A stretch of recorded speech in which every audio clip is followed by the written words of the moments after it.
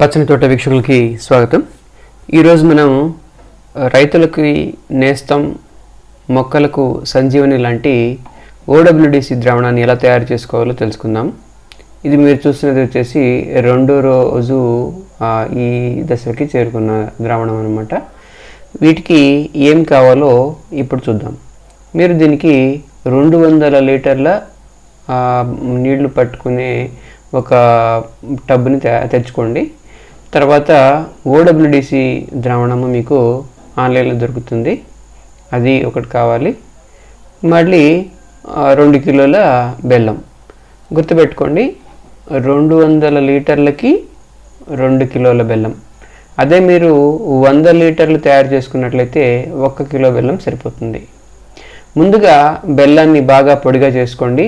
చేసుకున్న తర్వాత ఆ 200 లీటర్ల నీళ్ళలో దాన్ని వేసుకొని పూర్తిగా కరగనివ్వండి. గుర్తుపెట్టుకోండి, ముందుగా బెల్లాన్ని బాగా తిప్పుకోండి. పొడి చేసుకొని నీళ్లు బాగా బెల్లం నీళ్ళల్లో కరిగిపోయేటట్టుగా చూసుకోండి. నీళ్లు కరగకుండా అంటే బెల్లం కరగకుండా మీరు ద్రావణాన్ని కలపకూడదు. ఎందుకంటే ద్రావణాన్ని కలిపిన తర్వాత ఎక్కువసేపు తిప్పకూడదు. మీరు ముందుగా బెల్లాన్ని బాగా తిప్పుకోండి. అది బాగా కరిగి ఇప్పుడు చూడండి, ఇప్పుడు కలుపుతున్నాం కదా. ఇవి బాగా కలిపిన తర్వాత రంగు మీకు అడుగును తెలుస్తుంది, ఇంకా గడ్డలు ఉన్నాయా లేదా అనేది. తర్వాత పూర్తిగా నలుపు రంగులోకి వచ్చేస్తుంది బెల్లం కరిగిన తర్వాత. చూడండి, ఇలా అవుతుంది.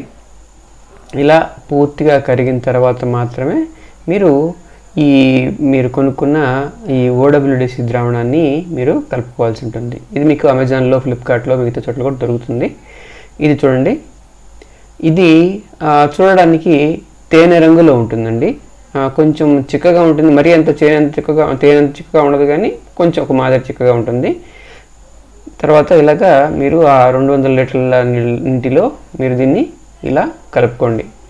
కలుపుకున్న తర్వాత మీరు కేవలం ఒక 6-7 సార్లు మాత్రమే దీన్ని ఒక సవ్య దిశలో తిప్పండి. ఏదో ఒక దిశలో మాత్రమే తిప్పండి, మరీ ఎక్కువగా తిప్పకండి. ఒక 6-7 సార్లు తిప్పండి.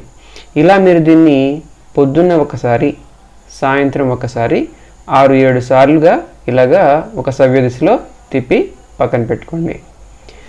మీరు ఇలాగా దీన్ని ఎన్ని రోజులు చేయాలి అంటే, ఒక 6 రోజులు మీరు చేసినట్లయితే, 6 నుంచి 7వ రోజు వరకు మీరు చేసినట్లయితే మీకు ఇది మొక్కలకు వేయడానికి తయారవుతున్నట్లే లెక్క.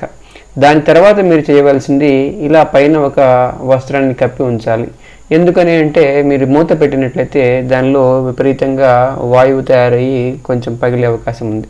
ఇది చూడండి, 3వ రోజు ఈ దశకు వచ్చింది. మీరు మళ్ళీ దీన్ని కొనవలసిన అవసరం లేదు.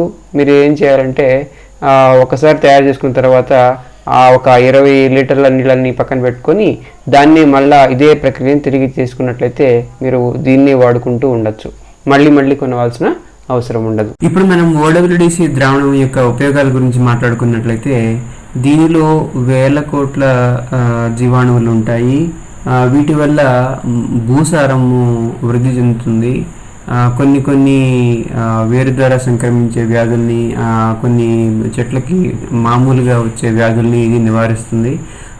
ఒక రకంగా చెప్పాలి అంటే, మనము రసాయనాలని ఉపయోగించి క్రిమి సంహారాలని చేయడానికి చాలా వరకు దీన్ని ఈ ఓడబ్ల్యూడిసి ద్రావణం తగ్గిస్తుంది అనమాట. దీనివల్ల చెట్లకి ఎన్నో రకాల ఉపయోగాలు ఉన్నాయి.